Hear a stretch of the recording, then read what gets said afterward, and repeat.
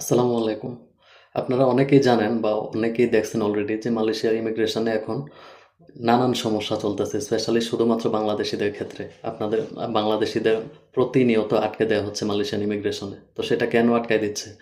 সেটার পিছনে কিছু বেসিক কারণ আমি আপনাদেরকে বলব। নাম্বার 1, আপনাদের যারা ভিজিট ভিসা নিয়ে আসেন, আপনাদের দেখতে ভিজিটও মনে হয় না, অর্থাৎ ট্যুরিস্ট মনে হয় না আপনাদেরকে।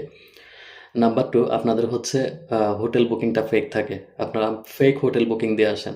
নাম্বার 3, আপনারা এখানে যতদিন থাকবেন ওই দিন অনুযায়ী আপনাদের ডলার এন্ডোর্স করা থাকে না, আপনাদের কাছে পর্যাপ্ত ক্যাশ থাকে না। নাম্বার 4 হচ্ছে আপনারা কথা বলতে পারেন না। নাম্বার 5 হচ্ছে আপনারা ঢুকে আর ব্যাক করেন না।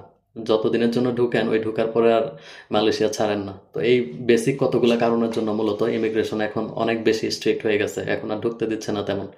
তাদের কাছে যাদেরকে জেনুইন টুরিস্ট মনে হয় তাদেরকেই ঢুকতে দিচ্ছে, বাদ বাকি গণহারে রিজেক্ট করতেছে। তো আপনারা হচ্ছে কি বডি কন্ট্যাক্টের একটা বিশাল ইয়া চলতেছে এখন, আপনারা ফুল বডি কন্ট্যাক্ট করে মালয়েশিয়া ঢুকে যাচ্ছেন। তো এই জিনিসগুলো কি ওরা দেখে না, এই জিনিসগুলো কি ওরা বোঝে না, জানে না? সব অফিসার তো আর একরকম না। তো এই জন্য এখন প্রচুর ধরপাকড় চলতেছে ইমিগ্রেশনে, স্পেশালি ধরে ধরে ফিরাই দিতেছে ফিরতি ফ্লাইটে। তো আপনারা হোটেল বুকিংটা পর্যন্ত ঠিকঠাক মতো করে আসেন না, এতই ফেক, মানে হোটেল বুকিংটা পর্যন্ত ফেক নিয়ে আসেন। তো এই হচ্ছে অবস্থা, এই জন্য আপনাদের জন্য অন্যদেরও প্রবলেমটা ফেস করতে হয় আর কি।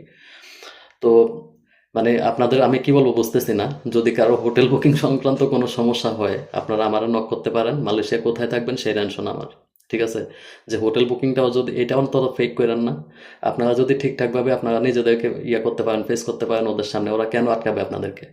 আপনাদেরকে ধরার পরে ওরা দেখে যে আপনার কিচ্ছু নাই, মানে যা আছে সব ফেক, আপনার কাছে পর্যাপ্ত ক্যাশ থাকে না, আপনার কথা বলতে পারেন না ঠিক মতো, কই যাবেন কিচ্ছু বলতে পারেন না, আপনি যে একজন টুরিস্ট সেটা আপনি বলতেই পারেন না, আপনি যে কোথায় কোথায় ঘুরবেন কিচ্ছু আপনি জানেন না, আপনি কুয়ালালামপুর চলে আসতেছেন, মালয়েশিয়া চলে আসতেছেন। তো এই জন্য বেসিক্যালি এই সমস্যাগুলো হয়ে থাকে। তো যাই হোক, আমি হোটেল বুকিংটা নিয়ে কাজ করতেছি। যদি কারো মানে কনফার্ম হোটেল বুকিং লাগে আপনি আমারে নক করতে পারেন নির্দ্বিধায়, কোনো সমস্যা নেই, এই প্রবলেম আমি সলভ করতে পারবো। বাদ বাকি আপনি আপনার পর্যাপ্ত ক্যাশ নিয়ে ঢুকবেন। আপনার ড্রেস আপের একটা বড় সমস্যা, আপনার দেখতেই মানে ফার্স্ট অ্যাপিয়ারেন্সে আপনার মনে হয় যে আপনি আপনি ট্যুরিস্ট না। তো আপনার ড্রেস আপে অনেক ঝামেলা থাকে, তো এগুলো একটু চেঞ্জ করে দেন, আপনি দাঁড়ান, আপনার কোনো প্রবলেম হবে না। এনিওয়েজ, যদি কারো হোটেল বুকিং সংক্রান্ত কোনো প্রবলেম হয় যে আপনি খুঁজে পাইতেছেন না, আপনি কই থাকবেন, হোটেল বুক করতে পারতেছেন না, আপনি আরেকজনকে দিয়ে দিচ্ছেন, সে আপনার ফেক একটা বুকিং বানিয়ে দিতেছে, এদিকে আপনি এয়ারপোর্টে আটকা পড়ে যাচ্ছেন, সেটা আপনার জন্য ঝামেলার।